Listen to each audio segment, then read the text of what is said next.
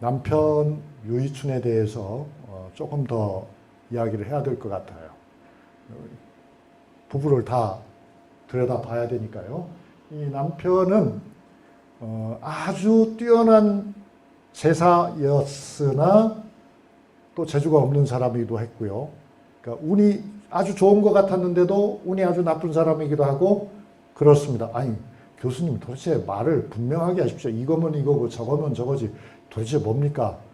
제 말씀은 남편 유이춘의 인생에는 굴곡이 컸다 그 말이에요. 굴곡이 컸다.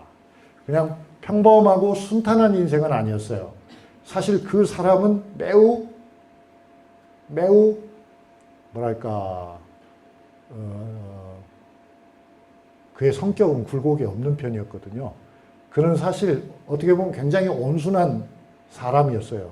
그런데 시대의 흐름이 그런 그조차도 경랑 속에 떠내려가게 했던 거죠. 좀 구체적으로 얘기하면 1538년에 약관에 문과에 급제했습니다. 수재였죠. 그래가지고 한 3년 동안은 서울에서 잘 나갔습니다. 그런데 얼마 되지 않아서 풍파가 왔습니다. 그것이 바로 을사사화였습니다. 을사사화는 명종 초년에 일어난 사건이죠. 그때 이제 찍힌 거예요. 찍혀서 귀향을 갑니다.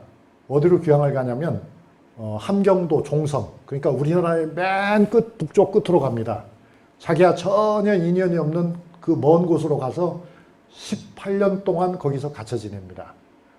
그러니까 여러분이 잘 아시는 다산 정약용은 남쪽으로 내려가서 강진에 가서 18년을 유배하잖아요.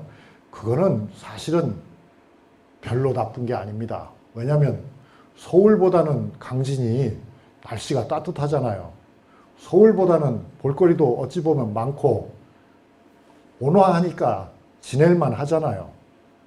그런데 유이춘의 경우에는 남쪽 사람인데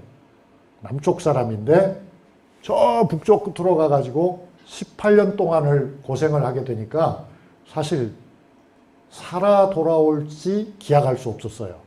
그런데 어쨌든 살아서 돌아옵니다. 돌아오면서 명종의 시대가 끝날 때 돌아옵니다.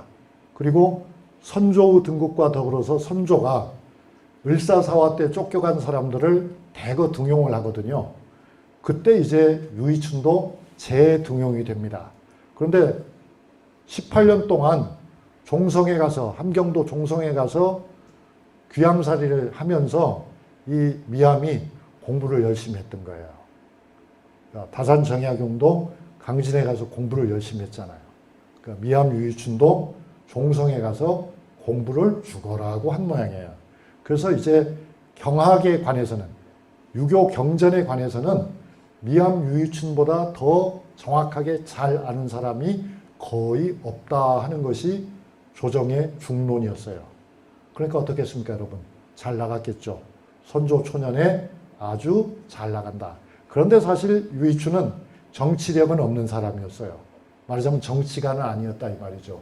그래서 좋은 벼슬을 했지만 그건 학자로서 좋은 벼슬을 한 것이지 무슨 실권이 있는 판서가 되고 실권이 있는 부서에서 권세를 휘두른 그런 사람은 아니었어요. 조용한 선비였던 겁니다. 그러나 임금님 곁에 있었기 때문에 아주 뭐랄까 잘 나간다고 볼 수가 있었죠. 그렇게 지내다가 이제 아내와 함께 노년이 되어서 아내와 함께 귀향을 합니다. 고향으로 돌아갑니다. 정확하게 말하면 자신의 고향으로 돌아가지 않고 아내의 고향으로 돌아갑니다. 그래서 그 아내가 돌아갈 집을 그럴듯하게 잘 지어놨기 때문에 거기 가서 아주 넉넉한 생활을 하게 되는 겁니다. 그러니까 여기에 그런 얘기가 나와 있는 거죠. 잠깐만요. 여기 나오잖아요. 임금님 3년 동안 모시다가 멀리 함경도 종성에서 20년 보냈지. 대신되어 대궐에서 밤늦도록 일하다가 아내와 함께 남으로 갔다네. 다시 무궁한 즐거움을 누리게 되었지. 서재 창가에서 보내는 세월 길기도 하네. 이게 이제 자기가 미암이 과거에 급제하고 약 40년쯤 지난 다음에 아주 느긋한 마음으로 행복한 말년을 회고한 것이다. 그렇게 볼 수가 있는데, 그런데 그건 나중 얘기고 젊었을 때에는 풍파가 심했다. 그래서 이제 명종 즉위년에 1445년 을사사화가 일어났을 적에 이제 쫓겨가는 거예요. 그런 것도 이제 시에 이렇게 나와 있거든요. 나중에 이제 선조 때 조정으로 다시 돌아와 가지고 설날에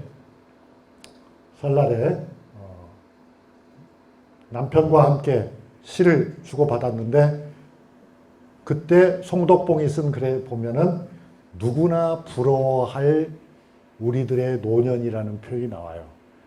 그러니까 뒤에는 좋았다. 앞에는 구겨졌지만, 앞에 구겨진 것은 이렇게 남편의 시에도 나옵니다. 조정에 돌아온 지 9년. 그러니까 고생 끝에 이제 돌아와서 진땀이 적삼을 적셨네. 그러니까 아무튼 처음에 18년 동안이나 귀향살이를 하느라고 고생을 되게 많이 했기 때문에 조정에 돌아온 다음에도 아마 겁이 나가지고 하고 싶은 말도 참고 전전긍긍할 때가 많이 있었던 것 같습니다. 왜냐하면 조정에서는 당파 싸움이 시작되고 있었잖아요. 그래서 돌아갈 생각을 하는 거죠. 새도 피곤하면 숲으로 돌아가 비로소 단잠 잔다지. 그러니까 새도 그럴진데 나도 이제 다 그만두고 고향에 가고 싶다. 설날 마시는 이 술 한 잔 또 마시자. 내 나이 64. 이제부터 9년 동안 경전궁리할 것일세라고. 아마 64살쯤에 귀향을 해가지고 안도하면서, 그러면서도 이제 목표는 뭐예요? 공부죠. 앞으로 그래도 내가 일은 좀 넘을 때까지 한 9년 동안은 못했던, 여러 가지 바빠서 못한 공부 한번 신나게 해봐야 되겠다, 이렇게 생각을 했던 겁니다. 제가 아는 분들 중에도 그런 경우가 있더라고요. 그러니까 대학 교수를 하다가 이제 퇴임을 하잖아요. 그러니까 퇴임을 하니까 부부가 이제 앉아 있고 친구가 물어보는 거예요. 자네 이제 퇴임했는데 이제 앞으로 시간을 어떻게 보내려나? 그 교수의 아내는 뭘 기대해요? 이제 퇴임했으니까 뭐 적지 않은 연금도 나오겠다. 아내하고 같이 못다한 여행이나 신나게 하고 맛있는 음식 사 먹으면서 구경도 많이 하고 즐겁게 살고 싶어. 그 이야기 하기를 기대하겠죠, 아내가. 그죠? 그런데 남편이라고는 분이 뭐라고 대답하냐면, 그동안 말이 대학 교수였지 잡무가 많아가지고 공부를 제대로 하지를 못했거든. 그래서 이제부터 나는 공부를 좀 제대로 할까 해. 부인은 실망, 대실망. 지금까지도 맨날 공부한다고 집을 비우고 지금까지도 맨날 공부한다고 나하고 제대로 시간을 보내주지 않더니 이제 퇴임하고 나서까지 공부를 하겠다고? 화가 났어요. 그런 경우를 제가 직접 봤습니다. 그런데 미암 유유춘내는 그렇지 않았어요. 미암 유유춘내의 경우는 아내가 당신은 이제 공부를 제대로 할 때야 라고 이야기를 했고, 남편은 그 아내의 뜻에 맞추어서 그런 건지 아니면 본래 그런 생각이 있어서 그런지 이렇게, 지금 나이가 64인데 퇴임한 거예요. 앞으로 9년 동안은 경전 공부를 내가 열심히 하겠다. 그렇게 말했습니다. 정말 9년 동안 경전 공부를 열심히 했을까요? 그렇게 하지 못했습니다. 왜 못했을까요? 아내가 사망했거든요. 아내가 사망하고는 그렇게 퇴임해서 귀향한 다음에 얼마 안 지나서 아내는 죽고, 아내가 죽고 나니까 얼마 안 있어서 남편도 뒤따라 죽었거든요. 뒤따라서 죽었다고는 너무 좀 상스럽게 들리죠. 작고 하셨거든요. 세상을 떠났거든요. 그래서 공부의 계획은 잘 이루어지지 못한 것 같습니다. 그의 위패를 모신 사당입니다. 이 사당은 미암 유이춘 선생 사당인데, 전라남도 담양, 대나무 유명한 곳 있죠? 그 담양에 가면 여러분이 찾아보실 수 있습니다.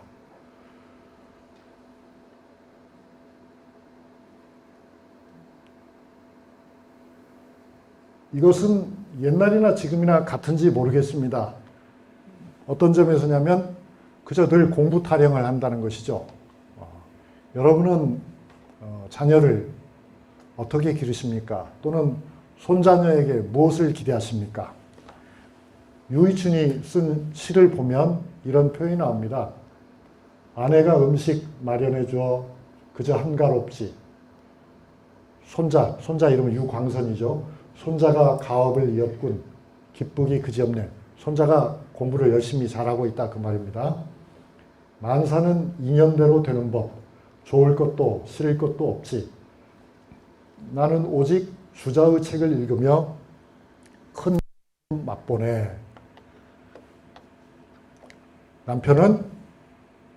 남편 유이춘은 적어도 우리가 지난주에 이 시간에 만난 목은 이색보다는 훨씬 학구파인 것 같습니다. 학자로서 유명한 거는 목은 이색이지만 실제 아마 목은 이색보다는 성리학의 내용을 더 구구절절 정확하게 잘 알고 있었던 사람은 아마 유이춘일 것입니다. 왜? 모근의 시대에는 성리학이 이제 막 들어오는 단계였고 그렇게 연구가 많이 축적되지는 않았어요. 세종의 시대를 지나면서 우리나라에서는 성리학 연구가 본궤도에 올라가게 됩니다. 세종이 임금님이 된 것은 1418년, 미암 유이춘이 활동하기 200년 전이었거든요. 200여 년 전이죠.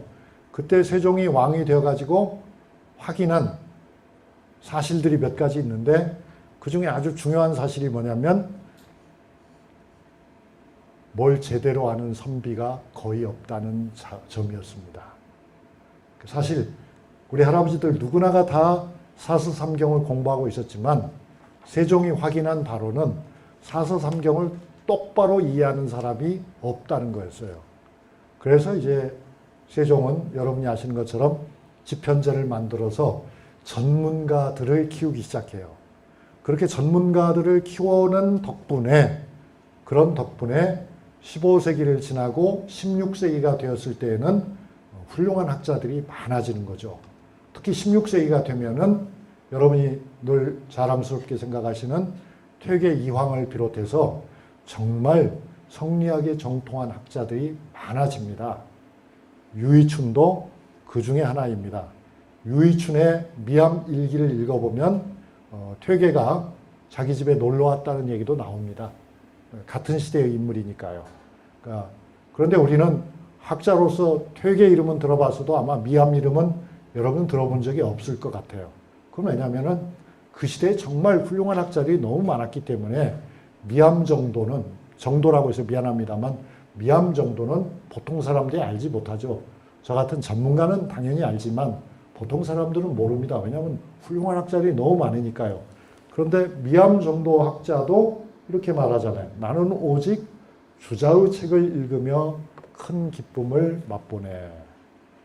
이때는 이미 독서의 폭이 완전히 제한돼 버린 거예요. 무엇으로 제한됐어요? 주자의 책으로 딱 집약이 된 거죠. 이제는 주자의 책을 벗어나면 안 되는 분위기가 된 겁니다. 전에는 그렇지는 않았죠.